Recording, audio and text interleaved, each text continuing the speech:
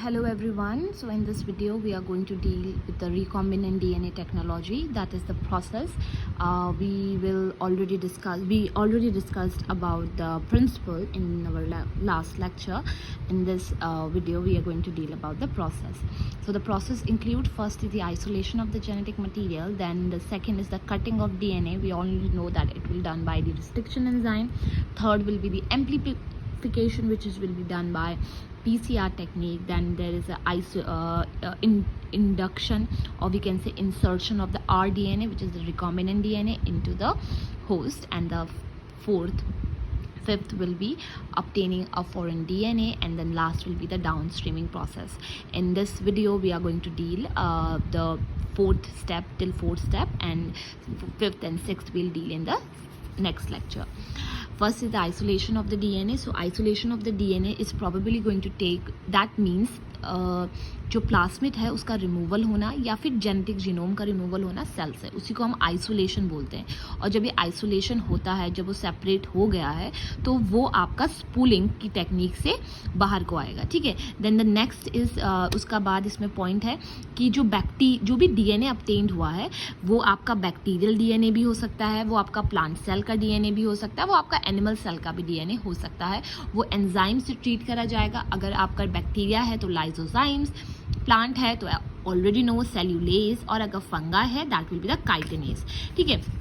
जो भी जीन आपका आया है वो आपका हिस्टोन, यानी आपको we already know in the molecular biology that DNA में जो एक प्रोटीन कवर्ड होता है that is the histone, octamer का स्ट्रक्चर बनाता है.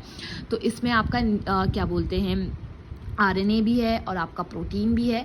तो आरएनए आपका राइबो न्यूक्लियस से सेपरेट आउट होगा और प्रोटीन आपका प्रोटीएसिस से सेपरेट आउट होगा. और उसके बाद भी अगर कुछ बचता है तो वो आपका, अगर हम इसमें चिल्ड इथेनॉल डालेंगे तो उससे सेपरेट आउट आराम से हो जाएगा. Then the next step which is the second step जो है वो आपका है that is the cutting of DNA. Cutting of DNA जो है वो आपका already we all know that will be done by the restriction enzymes. वो आपका एक्सो एंडो कुछ भी हो सकता है. उसको हम चेक करेंगे कि येस द रिस्ट्रिक्शन एंजाइम कौन से डायरेक्शन में जा रहा है. तो we all know by the process और by the gel that is the agarose gel से हम देखेंगे. ठीक है. फिर उसके बाद जो हमारा जीन आ गया है that is the gene of interest, और जो जिस वेक्टर ने उसको कट करा उन दोनों को हम मिक्स कर देंगे by the enzyme DNA ligase. And this is how the recombinant DNA will be obtained. उसके बाद है third that is the amplification which is a very important. और एम्प्लीफिकेशन की प्रोसेस, एम्प्लीफिकेशन का मतलब क्या है, जो आपका वो मिक्स करके आ गया है डीएनए लाइगेज से, उसी का ही billions and trillions of copy बनाना, that we also called as cloning करना. ठीक है. तो ये होगा कैसे, ये 3 प्रोसेस से होता है. पहली बात तो इसमें कौन सी टेक्निक आती है, that is the PCR which is the polymerase chain reaction. ठीक है. ये पॉलीमरेज चेन रिएक्शन पहली बार आपका कैरी मुलिस ने इन 1985 में दिया था. ये एक इन विट्रो रेप्लिकेशन है डीएनए का. इन विट्रो का मतलब है लैब में पॉसिबल है. एंड यहाँ पे जो ज़रूरत होती है, प्राइमर्स की ज़रूरत होती है, एंड द डीएनए पॉलीमरेज जिसको हम टैग पॉलीमरेज भी कहते हैं. और टैग पॉलीमरेज जो है वो एक थर्मोस्टेबल्स की तरह यूज़ होता है. और ये जैसे यहाँ पे लिखा है, it is isolated from thermophilic bacterium thermos aquaticus से ये निकला हुआ है. तो अगर हम इसकी प्रोसेस देखें तो मैं आपको इस चार्ट से समझाती हूँ कि ये देखो, एक डीएनए जो है वो डबल हेलिक्स स्ट्रक्चर है.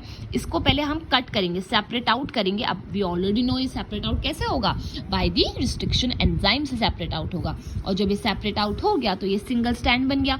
अब ये सिंगल स्टैंड जो बना है, ये सिंगल स्टैंड जो है प्राइमर्स अटैच्ड होंगे यहाँ पे.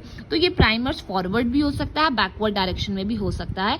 और ये जो प्राइमर है हमेशा 3 प्राइम डायरेक्शन की एरियाज में ही लगेंगे.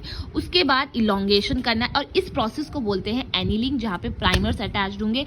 फिर आपका आता है एक्सटेंशन. एक्सटेंशन का मतलब है इलोंगेशन. अब यही जो है with the tag polymerase, tag DNA polymerase या डीएनए पॉलीमरेज की मदद से ये सीधे के सीधे ग्रो होता जाएगा और हमें बिलियंस ऑफ कॉपीज मिलेंगी. आई होप आपको समझ में आया होगा. नेक्स्ट क्लास में we'll deal with the insertion of recombinant DNA into the host cell and then the foreign DNA and downstream process. Thank you and have a great day.